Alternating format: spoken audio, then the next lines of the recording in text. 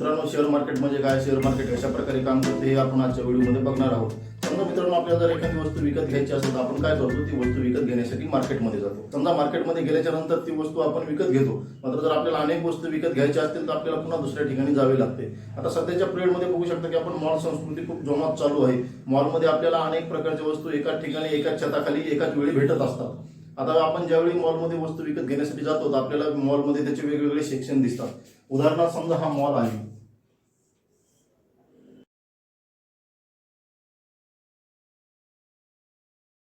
आता या एकाच मॉलमध्ये आपल्याला अनेक वस्तू वेगवेगळ्या सेक्शन मध्ये ठेवलेल्या दिसून येतात. समजा आपल्याला या ठिकाणी घरगुती वापरासाठी जे किराणा लागतो तो किराणा ठेवलेला दिसून येतो. दुसऱ्या ठिकाणी आपल्याला वेगवेगळ्या प्रकारचे मसाले आणि घरगुती वापराच्या वस्तू ठेवलेल्या दिसून येतात. तिसऱ्या ठिकाणी आपल्याला जर मॉल मोठा असेल तर वेगवेगळे कपडे देखील बघायला भेटतात. चौथ्या ठिकाणी आणखी दुसऱ्या काही स्टेशनरीशी संबंधित ज्या काही वस्तू असतात त्या वस्तू ठेवलेल्या दिसून येतात. एकाच ठिकाणी आपल्याला एकाच छताखाली अनेक प्रकारच्या वस्तू भेटत असतात. त्याचप्रमाणे शेअर मार्केटचं मित्रांनो कार्य चालत असतं. समजा हा शेअर मार्केट आहे. ज्याप्रमाणे मॉलचं कार्य चालतं त्याचप्रमाणे शेअर मार्केटचं कार्य चालत असतं. कसं तर आपल्याला शेअर मार्केटमध्ये एकाच ठिकाणी वेगवेगळ्या कंपन्यांचे शेअर्स हे बघायला भेटत असतात. आपण त्या ठिकाणी कंपन्यांच्या शेअर्सची खरेदी आणि विक्री करू शकतो. वेगवेगळ्या कंपन्यांच्या शेअर्सची खरेदी विक्री करण्यासाठी आपल्याला एकाच ठिकाणी मार्केट हे उपलब्ध असतात. आता मित्रांनो, ज्याप्रमाणे मॉलला नाव असतं, समजा वेगवेगळ्या प्रकारचे मॉल आहेत. समजा हा बिग बाजारचा मॉल आहे, हा डी मार्टचा मॉल आहे. ज्याप्रमाणे मॉलला वेगवेगळे नाव असतात त्याचप्रमाणे शेअर मार्केटला देखील काही वेगवेगळ्या प्रकारची नावे दिलेली आहेत किंवा नाव ठेवलेले आहेत. ते आपण कोणते ते पाहूया. मित्रांनो, आपल्या देशामध्ये आपल्याला दोन महत्त्वाचे शेअर मार्केट बघायला भेटतात. पहिला म्हणजे बॉम्बे स्टॉक एक्सचेंज, ज्याला आपण BSE म्हणून ओळखतो, आणि दुसरं म्हणजे नॅशनल स्टॉक एक्सचेंज, ज्याला आपण NSE म्हणून ओळखतो. BSE आणि NSE आपल्या देशामध्ये सर्वात जास्त नावाजलेले शेअर मार्केट आहेत. सर्वात जास्त या दोन्हीमध्ये ट्रेडिंग केल्या जाते. मित्रांनो, सर्वप्रथम आपण BSE चा विचार करूया. BSE म्हणजे बॉम्बे स्टॉक एक्सचेंज, आशियामधील सर्वात जुना तो शेअर बाजार म्हणून ओळखला जातो. आता BSE मध्ये ज्या नोंदवलेल्या किंवा रजिस्टर झालेल्या कंपन्या आहेत त्यांची संख्या जवळजवळ 5,000पेक्षा जास्त आहे. म्हणजे BSE मध्ये 5,000पेक्षा जास्त कंपन्यांचं रजिस्ट्रेशन झालेलं आहे. आता या ज्या 5,000 कंपन्या आहेत, या 5,000 कंपन्यांपैकी ज्या टॉपच्या 30 कंपन्या आहेत, या टॉपच्या 30 कंपन्या मिळून सेन्सेक्स तयार केला जातो. आणि या सेन्सेक्स वरून किंवा या टॉपच्या 30 कंपन्यांवरून आपल्याला मार्केटच्या तेजी आणि मंदीचा अंदाज सहजप्रमाणे येतो. आता ज्यावेळी सेन्सेक्सची सुरुवात झाली होती 1979 मध्ये, त्यावेळी सेन्सेक्सची जी बेस प्राइस होती ती 100 रुपये ठेवण्यात आली होती. आणि आज जर आपण सेन्सेक्स बघितला तर आपल्याला तो 52,000पेक्षा जास्त पुढे गेलेला दिसून येईल. म्हणजे खूप मोठ्या प्रमाणामध्ये याच्यामध्ये ग्रोथ झालेली आहे. आणि BSEचं जे मुख्यालय आहे ते मुख्यालय आपल्याला दलाल स्ट्रीट मुंबई इथे बघायला दिसून येते. म्हणजे मुंबईमध्ये याचं मुख्यालय आहे. आता आपण नॅशनल स्टॉक एक्सचेंज म्हणजे NSE चा विचार करूया. NSE म्हणजे नॅशनल स्टॉक एक्सचेंज. NSE मध्ये आपल्याला जवळजवळ 1600पेक्षा जास्त कंपन्या या रजिस्टर त्याचं दिसून येईल. आणि या ज्या काही 1600पेक्षा जास्त कंपन्या आहेत, या कंपन्यांपैकी ज्या टॉपच्या 50 कंपन्या आहेत, या टॉपच्या 50 कंपन्यांचा आपल्याला निफ्टी 50 हा इंडेक्स बघायला भेटेल. आणि या इंडेक्स वरून आपण मार्केटचा बराच अंदाज काढू शकतो. आता ज्यावेळी या निफ्टी 50ची स्थापना झाली म्हणजे 1994-95 मध्ये, त्यावेळी या निफ्टी 50चा जो बेस प्राइस आहे ती बेस प्राइस आपल्याला 1000 रुपये असल्याची दिसून येईल. आज जर विचार करायचा झाल्यास निफ्टी 50चा जो इंडेक्स आहे तो आज 15,000च्या पुढे गेलेला आपल्याला दिसून येईल. तर आपल्याला असं वाटत असेल की BSEचं जे ऑफिस आहे ते दलाल स्ट्रीट मुंबईमध्ये आहे, म्हणजे नक्कीच NSEचं जे ऑफिस आहे ते दिल्लीमध्ये असेल. तर नाही मित्रांनो, NSEचं ऑफिस देखील मुंबईमध्ये आहे. आपल्याला बांद्रा कुर्ला कॉम्प्लेक्स या ठिकाणी NSEचं जे मुख्यालय आहे ते मुख्यालय दिसून येईल. म्हणजे दोन्ही स्टॉक मार्केटचे जे मुख्यालय आहेत ते आपल्या मुंबईमध्ये आहेत. आता सेन्सेक्स किंवा निफ्टी 50चा जर विचार करायचा झाल्यास त्यांची स्थापना झाल्यापासून आपल्याला खूप मोठ्या प्रमाणात रिटर्न दिलेला आहे. तो रिटर्न आपल्याला कमीत कमी 12 ते 15% या दरम्यान बघायला भेटतो. म्हणजे एवढ्या मोठ्या प्रमाणामध्ये आपल्याला या दोन्हीमधून रिटर्न भेटलेला आहे. आता शेअर मार्केटचं कार्य कशा प्रकारे चालतं हे आपण सविस्तर पाहूया. आपले जे काही मुख्य BSE आणि NSE स्टॉक मार्केट आहे, स्टॉक एक्सचेंज आहेत, याच्यामध्ये सर्वात जास्त ट्रेडिंग केल्या जाते. यामध्ये सर्वात जास्त शेअर्सची खरेदी आणि विक्री आपल्या देशामध्ये केली जाते. आता मित्रांनो, आपण बघूया की शेअर मार्केटचं कार्य नेमकं कशा प्रकारे चालतं. ज्यावेळी एखादी कंपनी मार्केटमध्ये येते आणि तिला तिचा व्यवसाय वाढवण्यासाठी, तिचे उद्योगधंदे वाढवण्यासाठी खूप मोठ्या प्रमाणामध्ये पैशाची आवश्यकता असते, तर ती कंपनी काय करते, त्यांचा IPO लॉन्च करते. IPO म्हणजे इनिशियल पब्लिक ऑफरिंग. ज्यावेळी एखाद्या कंपनीला तिचा IPO हा लॉन्च करायचा असतो त्यासाठी त्या कंपनीला सर्वात प्रथम सेबीकडे जावं लागते. आता सेबी म्हणजे securities and exchange board of India.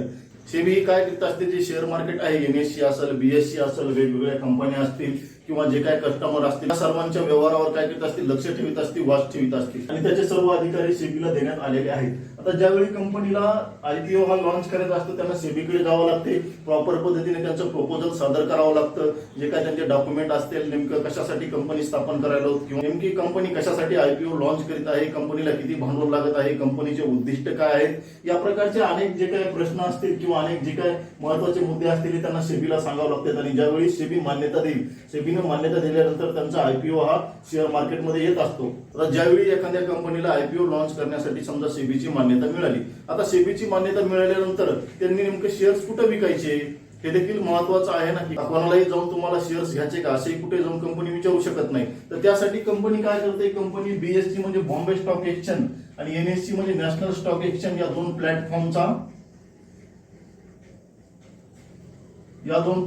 उपयोग करते. या दोन प्लॅटफॉर्मवर जाऊन त्यांचे रजिस्ट्रेशन करते आणि या बीएससी आणि एनएससीच्या मार्फत त्यांची जी काही शेअर्स आहेत त्या शेअर्सची विक्री करते. समजा एखाद्या कंपनीला भांडवल जमा करण्यासाठी त्यांना आयपीओ लॉन्च करायचा होता, त्यांनी सेबीची मान्यता घेतली, आयपीओ लॉन्च केला, बीएससी आणि एनएससी वर जाऊन त्यांनी रजिस्ट्रेशन केले. आता ज्यांना कोणाला शेअर्स घ्यायचे आहेत ते डायरेक्ट बीएससी आणि एनएससी साईटवर जाऊन शेअर्स घेऊ शकतात का? तर नाहीये. जर आपल्याला शेअर मार्केटमध्ये शेअर्सची खरेदी आणि विक्री करायची असेल, जरी आपल्याला शेअर्स बीएससी आणि एनएससी मध्ये रजिस्टर्ड असतील तरी आपल्याला डायरेक्टली बीएससी आणि एनएससीच्या साईटवर जाऊन शेअर्सची खरेदी करता येत नाही. कारण शेअर मार्केटमध्ये सेबीच्या नियमानुसार आपल्याला डायरेक्टली बीएससी आणि एनएससीच्या साईटवरून शेअर्सची खरेदी करता येत नाही. तर त्यासाठी आपल्याला ब्रोकरची आवश्यकता असते. आपल्या देशामध्ये बऱ्याच प्रकारचे ब्रोकर आपल्याला दिसून येतात. त्यामध्ये सर्वात महत्वाचे म्हणजे झिरोधा, एंजल ब्रोकिंग या प्रकारचे जे ब्रोकर आहेत त्यांची सेवा आपल्याला प्रोव्हाइड करीत असतात. या ब्रोकरच्या साईटवर जाऊन आपण आपलं अकाउंट ओपन करू शकतो आणि त्यामार्फत आपण बीएससी आणि एनएससी यांच्या मार्फत शेअर्सची खरेदी आणि विक्री करू शकतो. आता शेअर्सची खरेदी आणि विक्री करण्यासाठी जे काय आपल्याला ब्रोकर आहे ते कोणकोणत्या सुविधा देतात, तर आपल्याला शेअर्सची आणि खरेदी करण्यासाठी 3 गोष्टीची आवश्यकता असते. सर्वात प्रथम म्हणजे एक तर आपलं जे काय ब्रोकर आहेत, एंजल ब्रोकिंग असेल, झिरोधा असेल, ग्रो असेल, अपस्टॉक असेल, जे काय हजारो प्रकारच्या ब्रोकर कंपन्या आहेत त्यापैकी कोणत्या एका नोंदणीकृत, जे की सेबीकडे त्यांची नोंदणी असेल अशा कंपनीकडे आपण आपलं अकाउंट उघडू शकतो. आणि अकाउंट उघडल्यानंतर आपल्याला 3 प्रकारच्या गोष्टींची आवश्यकता असते शेअर मार्केटमध्ये शेअर्सची खरेदी आणि विक्री करण्यासाठी. आता या 3 गोष्टी कोणत्या आहेत? सर्वात प्रथम आपल्याला डीमॅट अकाउंटची आवश्यकता असते, त्याच्यानंतर आपल्याला ट्रेडिंग अकाउंटची आवश्यकता असते आणि 3 नंबरला आपल्याला सेव्हिंग अकाउंटची आवश्यकता असते. आता जे काय आपलं ब्रोकर आहे ते ब्रोकर आपल्याला काय करतो, डीमॅट आणि ट्रेडिंग अकाउंट पुरवतो. सेव्हिंग अकाउंट ऑलरेडी आपल्याजवळ असते आणि 3 अकाउंट एकमेकाला लिंक असतात. हे जे काय 3 अकाउंट आहेत, डीमॅट अकाउंट असेल, ट्रेडिंग अकाउंट असेल आणि सेव्हिंग अकाउंट असेल, यांचं कार्य काय असतं तर आपण काय करूया, सर्वात प्रथम जे काय आपल्याजवळ उपलब्ध असणारं सेव्हिंग अकाउंट आहे जे आपण कोणत्या बँकेमध्ये उघडलेलं असतं याचं काम काय आहे ते बघूया. आता ज्यावेळी आपल्याला शेअर मार्केटमध्ये किंवा बीएससी आणि एनएससीच्या साईटवर शेअर्सची खरेदी आणि विक्री करायची असते त्यावेळी आपण काय करतो, समजा आपण शेअर्सची विक्री केली, काय केलं आपण, काही शेअर्स सेल केले. आपण शेअर्स सेल केल्याच्या नंतर जे काय येणारा पैसा आहे किंवा जी काय येणारी रक्कम आहे ती रक्कम सेव्ह करण्यासाठी किंवा ती रक्कम येण्यासाठी आपल्याला एका अकाउंटची आवश्यकता असते. किंवा ज्यावेळी आपल्याला काही शेअर्स खरेदी करायचे असतात, ज्यावेळी आपल्याला काही शेअर्सची खरेदी करायची असते त्यावेळी ते शेअर्स खरेदी करण्यासाठी आपल्याला काही पैशाची आवश्यकता असते आणि ते जे काही पैसे असतात ते पैसे ठेवण्यासाठी एका अकाउंटची आवश्यकता असते. म्हणजे कोणत्या तरी अकाउंटवरून ते पैसे पे झाले पाहिजे आणि आपल्याला शेअर्सची खरेदी आणि विक्री करता आली पाहिजे. तर यासाठी आपल्याला सेव्हिंग अकाउंटची अत्यंत आवश्यकता असते. आपण कोणत्याही बँकेमध्ये सेव्हिंग अकाउंट उघडू शकतो आणि ते सेव्हिंग अकाउंट डीमॅट आणि ट्रेडिंग अकाउंटला लिंक केलं जातं. जे की आपल्याला जे काही ब्रोकर आहेत, झिरोधा म्हणा, एंजल ब्रोकिंग म्हणा किंवा इतर कोणतेही असतील, ते काय करतात, आपल्याला ते अकाउंट पुरवतात आणि आपले जे काही 3 अकाउंट आहे ते लिंक करून देतात. ज्यावेळी आपल्याला शेअर मार्केटमध्ये खरेदी आणि विक्री करायची असते त्यावेळी आपल्याला ट्रेडिंग अकाउंटची आवश्यकता असते. कारण ट्रेडिंग अकाउंट जर नसेल तर आपण शेअर्सची ऑनलाईन खरेदी आणि विक्री करू शकत नाही. जे काय आपले ब्रोकर आहे ते ब्रोकर आपल्याला ट्रेडिंग अकाउंट पुरवित असतात. मग डीमॅट अकाउंटची काय आवश्यकता असते, कारण सेव्हिंग अकाउंट झालं, ट्रेडिंग अकाउंट झालं, मग डीमॅट अकाउंटची आवश्यकता काय असते. तर मित्रांनो, ज्यावेळी आपल्याला खरेदी आणि विक्री करण्यासाठी आपले पैसे ठेवण्यासाठी सेव्हिंग अकाउंटची आवश्यकता असते, पैशाचे व्यवहार करण्यासाठी एक सेव्हिंग अकाउंट असणं अत्यंत आवश्यक असतं. त्याचप्रमाणे आपल्याला ज्यावेळी शेअर्स आपण खरेदी केले तर शेअर्स खरेदी केल्यानंतर शेअर्स नेमके कुठे ठेवायचे, कोणत्या अकाउंटमध्ये ठेवायचे, तर त्यासाठी डीमॅट अकाउंटची आवश्यकता असते. कारण आपण बघू शकतो की आपण ज्यावेळी शेअर्सची खरेदी करतो ती 2 प्रकारे करतो. एक म्हणजे इंट्राडे आणि दुसरं म्हणजे डिलिव्हरी. ज्यावेळी आपण शेअर्सची खरेदी करतो त्यावेळी आपण शेअर्सची खरेदी करताना आपल्याला दोन ऑप्शन असतात, एक तर इंट्राडे साठी किंवा डिलिव्हरीसाठी. इंट्राडे मध्ये आपल्याला ज्या दिवशी आपण शेअर्स खरेदी केले त्याच दिवशी आपल्याला शेअर्सची विक्री करावी लागते. जर आपण स्वतः विक्री केली नाही तर मार्केटचा जे काही वेळ असेल त्या वेळेच्या नंतर म्हणजे 1-3:30च्या नंतर जे आपले शेअर्स आहेत ते शेअर्स ऑटोमॅटिक जी काय मार्केट प्राइस आहे त्या मार्केट प्राइसला विकले जातात. मग त्यामध्ये आपल्याला लॉस बी होऊ शकतो, फायदा बी होऊ शकतो. आणि दोन म्हणजे डिलिव्हरी. तर डिलिव्हरीमध्ये आपण काय करतो, शेअर्स खरेदी करतो आणि त्या शेअर्सची होल्डिंग करतो. होल्डिंग आपण किती दिवस ठेवू शकतो, 1 वर्ष, 2 वर्ष, 4 वर्षे किंवा दुसऱ्या दिवशी आपण ते शेअर्स विकू देखील शकतो. तर यावेळी काय होतं माहितीये का, जे काय आपण होल्डिंग केलेले शेअर्स आहेत, जे डिलिव्हरी मध्ये आपण शेअर्स होल्डिंग करतो, हे शेअर्स ठेवण्यासाठी आपल्याला एक अकाउंटची आवश्यकता असते. तेच अकाउंट मध्ये डीमॅट अकाउंट. आणि हे अकाउंट कोण पुरवत आहे आपल्याला, जे काही ब्रोकर आहेत ते ब्रोकर हे अकाउंट पुरवित असतात. ज्यावेळी एखाद्या कंपनीने सर्वात प्रथम शेअर्स मार्केटमध्ये लॉन्च केले आहेत त्याला आपण आयपीओ म्हणतो. ज्यावेळी आपण आयपीओची खरेदी करतो त्याला आपण प्रायमरी मार्केट म्हणतो. प्रायमरी मार्केटमधून आपण शेअर्सची खरेदी करीत असतो. कंपनी एक तारीख ठरवून देते, त्या तारखेमध्ये आपल्याला त्या आयपीओची त्या शेअर्सची खरेदी करायची असते. त्याला आपण प्रायमरी मार्केट म्हणतो. आणि दुसरी कन्सेप्ट आहे सेकंडरी मार्केट. आता यावेळी काय होतंय की कंपनीने त्यांचे शेअर्स प्रायमरी मार्केटमध्ये काढले, काही लोकांनी ते शेअर्स घेतले.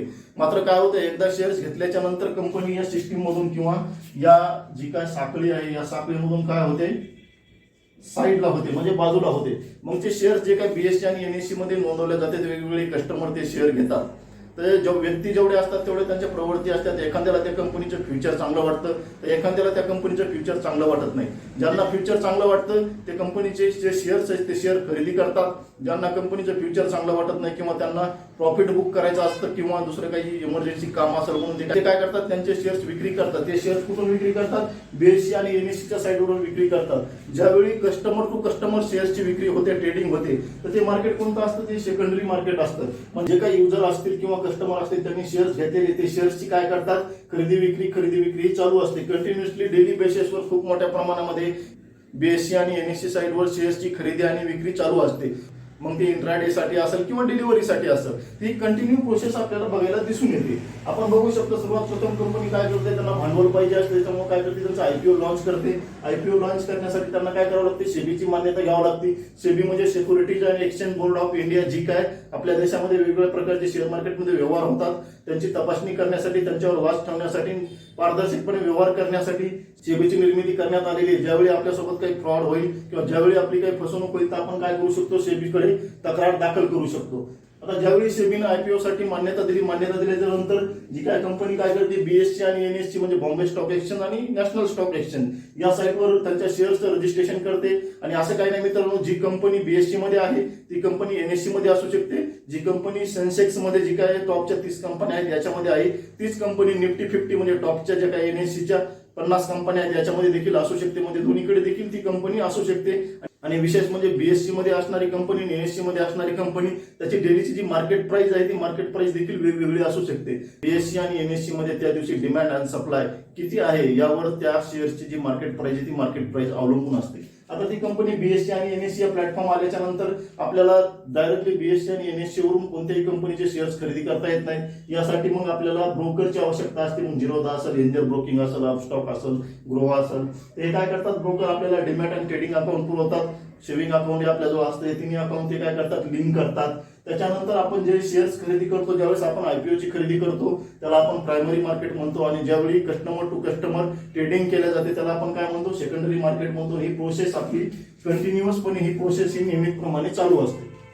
कंटिन्युअसपणे ही प्रोसेस आपली चालू असते. अशा प्रकारे आपण बघू शकतो की शेअर मार्केटमध्ये डेली बेसिसवर ट्रेडिंग ही चालू असते. मित्रांनो, आज आपण बघितलं की शेअर मार्केट म्हणजे काय आणि शेअर मार्केटचं कशा प्रकारे काम चालतं. मित्रांनो, आपल्याला व्हिडिओ आवडले तर व्हिडिओला लाईक करा, शेअर करा. आणि त्याचप्रमाणे आपण जर आपल्या टेक टाइम मराठी या मराठमोळी युट्यूब चॅनल जर आणखी सबस्क्राईब केलं नसेल तर चॅनलला सबस्क्राईब करून बेल आयकॉनच्या बटनला प्रेस करायला विसरू नका. चला तर मित्रांनो, पुन्हा भेटूया पुढच्या नवीन व्हिडिओमध्ये. तोपर्यंत धन्यवाद.